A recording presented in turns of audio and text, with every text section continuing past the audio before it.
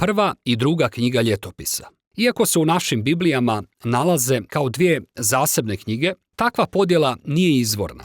Zbog dužine svitka knjiga je podijeljena na dva dijela, no napisana je kao jedna knjiga s jednom povezanom pričom. U našim hrvatskim Biblijama ljetopisi se nalaze nakon knjiga o Samuelu i nakon kraljeva, a većina onoga što je zapisano u ljetopisima zapravo je ponovljeni sadržaj tih knjiga. Stoga, većina čitatelja kada dođe do ljetopisa pomisli: čekaj malo, zar nisam sve ovo upravo pročitao? Pa zato preskoči ovu knjigu. A to je prava šteta, jer ova je knjiga uistinu važna i jedinstvena u Bibliji.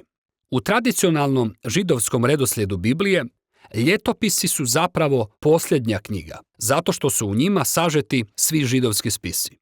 Početna je riječ Adam, prvi lik na početku priče, dok posljednje poglavlje navješta povratak Izraelaca iz progonstva. Nije poznato tko je pisac ove knjige, ali je vidljivo iz detalja koji se nalaze u njoj da ju je sastavio netko tko je živio par stotina godina nakon povratka Izraela iz babilonskog progonstva. U vrijeme ovog autora, obnova Jeruzalema i hrama nešto je što se dogodilo u prošlosti. I kao što govori knjiga Ezre i Nehemije, stanje baš i nije bilo dobro. Velika je proročka nada bila u tome da će grad i hram biti obnovljeni, da će Bog doći i prebivati među svojim narodom, da će vlast preuzeti mesijanski kralj i da će svi narodi živjeti pod njegovom miroljubivom vladavinom. Međutim, ništa se od toga nije dogodilo. Stoga je autor ljetopisa preoblikovao priče o Davidu i Salomonu i o kraljevima iz prošlosti kako bi prenio poruku nade za budućnost. Također ćemo vidjeti da je knjiga zamišljena tako da naglasi dvije vrlo važne teme. Prvo, nadu u dolazak mesijanskog kralja i drugo, nadu u obnovu hrama. Krenimo sada u istraživanje pa ćemo vidjeti kako se ove teme provlače kroz knjigu. Prva ljetopisa započinje rodoslovljima, nabrajanjima imena koja se nižu kroz 9 poglavlja. I vjerojatno ćemo, čitajući ih, pomisliti da su pomalo i dosadna. Na neki način to je istina, ali zapravo su ovi zapisi vrlo važni. Autor ovdje sažima događaje cijelog Starog Zavjeta, imenujući sve ključne likove u pričama. A dok to čini, on oblikuje rodoslovlja tako da naglasi dvije ključne loze. Prva je loza obećanog mesijanskog kralja. Mnogo je prostora posvećeno Judinoj lozi koja vodi sve do kralja Davida, kome je i dano mesijansko obećanje. A zatim, od Davida, autor prati ovu lozu sve do svog vremena.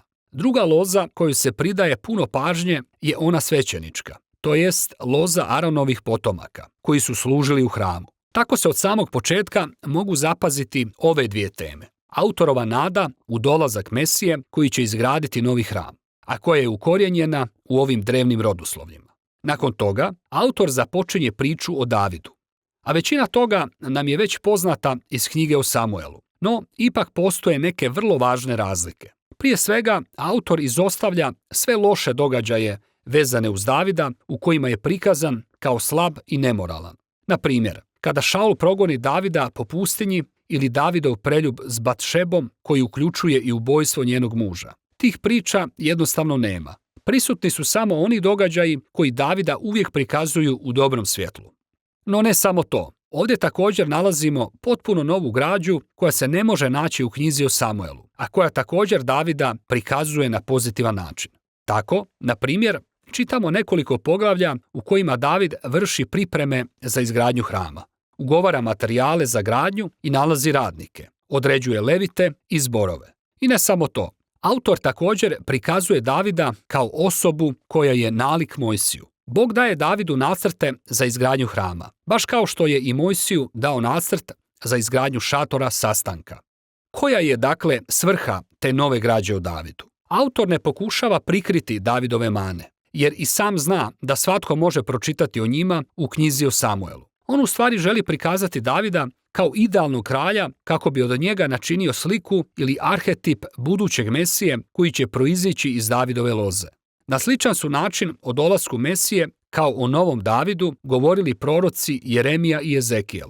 To je najjasnije prikazano u prvoj ljetopisa u 17. poglavlju kada autor prepričava priču o obećanju koje Bog daje Davidu. Kada usporedimo ovu priču s usporednom pričom u 7. poglavlju 2. Samuelu, vidjet ćemo kako autor naglašava da ni David ni Salomon, ni bilo koji drugi kralj iz te loze nije mesijanski kralj, te da će Mesija, kada dođe, biti kralj poput Davida.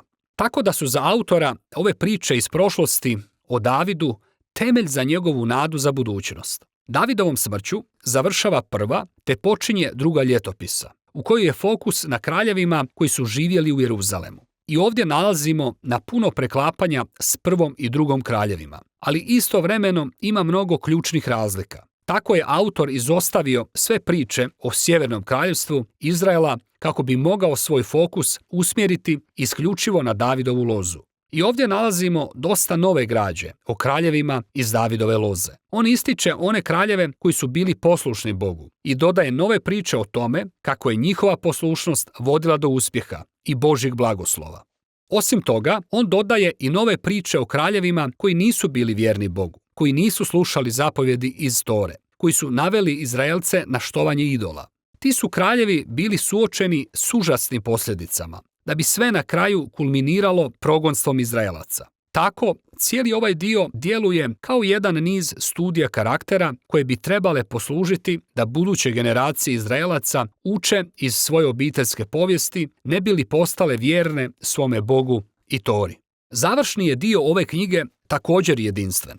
Perzijski kralj Kir obavještava Izraelce da se mogu vratiti natrag u svoju zemlju iz progonstva i obnoviti grad i hram. I u posljednjoj rečenici u knjizi kaže: tko je među vama dio njegova naroda? Neka Gospodin, Bog njegov, bude s njim i neka ide. I tako knjiga završava nedovršenom rečenicom. Autoru je naravno poznato sve o prvom povratku iz progonstva, kao i priče o Ezri i Nehemiji, ali je jasno da on u tim događajima ne vidi ispunjenje proročkih nada Izraela. Stoga, ova nedovršena rečenica ukazuje na to da je autorova nada položena u neki drugi povratak iz progonstva, kada će Mesija napokon doći te obnoviti hram i Božji narod. Možemo zaključiti da knjiga Ljetopisa, posljednja knjiga židovskih spisa, završava usmjeravajući nas prema budućnosti. Ona poziva Božji narod da pogleda unatrag da bi mogao vidjeti ono što je ispred, jer je prošlost postala izvor nade za budućnost. Knjigom Ljetopisa Stari Zavjet završava poput priče koja je u potrazi za svojim završetkom. I to je poruka knjige Ljetopisa.